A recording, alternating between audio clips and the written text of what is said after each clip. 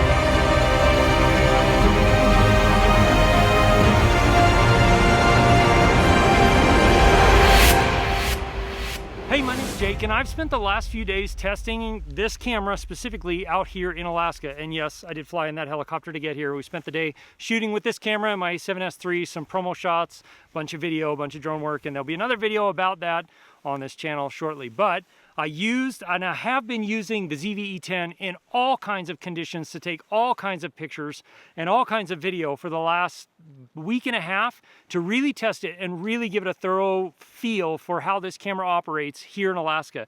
And there have been some phenomenal locations that I've gone to shoot. But there are a couple of reasons you might not want to get it. I've been shooting with this camera exclusively paired with a Tamron 11-20, which is a phenomenal lens to pair with this camera, even without image stabilization built into the lens or the camera. The electronic image stabilization does a decent job. Even handheld while walking. Now, it's not the best.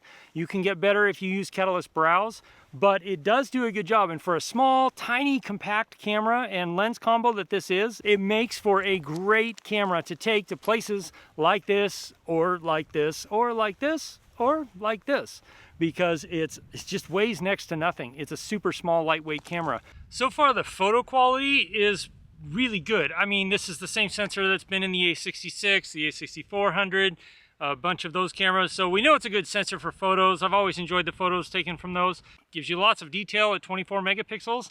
I'm pretty impressed. Another thing that actually shocked me about this camera is how well it handles audio. Now, I do have the ZV-1, not a bad camera, and it shares some very similar things to the ZV-1, but I do like this better because, I don't know, I like the way it works better, I like the way it operates better, and I do like the image quality out of it a lot better too, because it just gives you a little bit more and a little bit better low light performance. Actually, quite a bit better low light performance. But the way this handles audio is incredible. This was shot in a whole bunch of wind, out in the middle of a glacier, and the audio came through really good. The wind! This is a really good test of the microphone and the little wind protection system up here, because it is blowing pretty strong up here. The places I get to go. Amazing. Also, there's a really strong wind, so I'll be shocked if any of this audio actually turns out. So for a running gun camera, a vlogger's camera, this is great. The biggest downside is that it's not weather sealed, so you do have to be careful where you're shooting with it, because if you're out in adverse conditions, you're going to want something that's weather sealed, and you're going to want to step up to something like the A6400 or the A6600, which is a big jump in price considering this starts at $799 and those start at around $1,000 or so. Now, you can get the A6400 with a kit lens for around $1,100–1,200, which is not a bad deal. It's just not as cheap as this at $700. There are a few things that I really do like about this camera, a lot more than the ZV-1 even, and that's this quick switch mode button up here, so you can switch between whatever you have set for video mode. I've got mine set to 4K 30.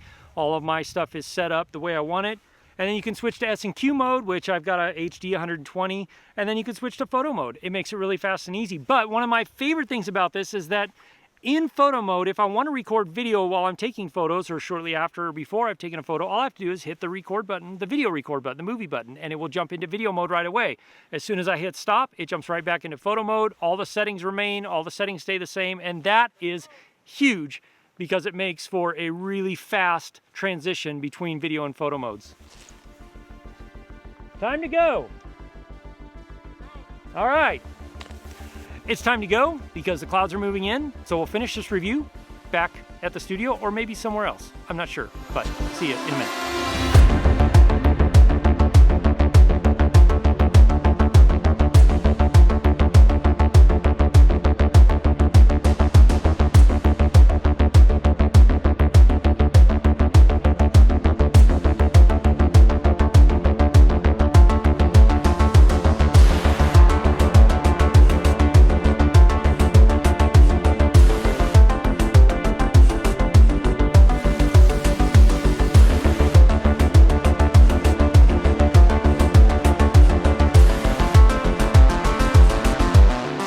Now when it comes to video, you are in that older 8-bit format with up to 4K 30 frames a second, which is not great, but it's also not terrible. I mean, I used that for years with my A7 III.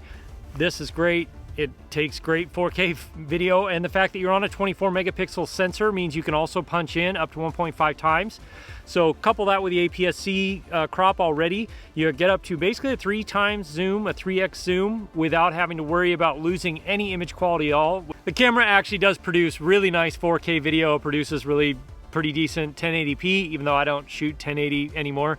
The image quality out of it's really nice. For slow motion, you get a 1080 up to 120 frames a second, which is not the best quality, but it's certainly usable and good enough for anything you're gonna put online, social media, YouTube, things like that. So you do get slow motion, which is nice. Now the autofocus on this is spectacular. It's fantastic, tracks you really well, tracks eyes really well, and gives you a lot of options for how you can track a subject through a scene or track a subject. Like if you're filming yourself, you really don't have to worry about it. For a really small form factor APS-C camera with interchangeable lenses, which I love, for under right around $700, which is excellent for the body, you get a lot of options and a lot of bang for your buck. I would say this is probably one of the best deals for a beginning camera you can get right now.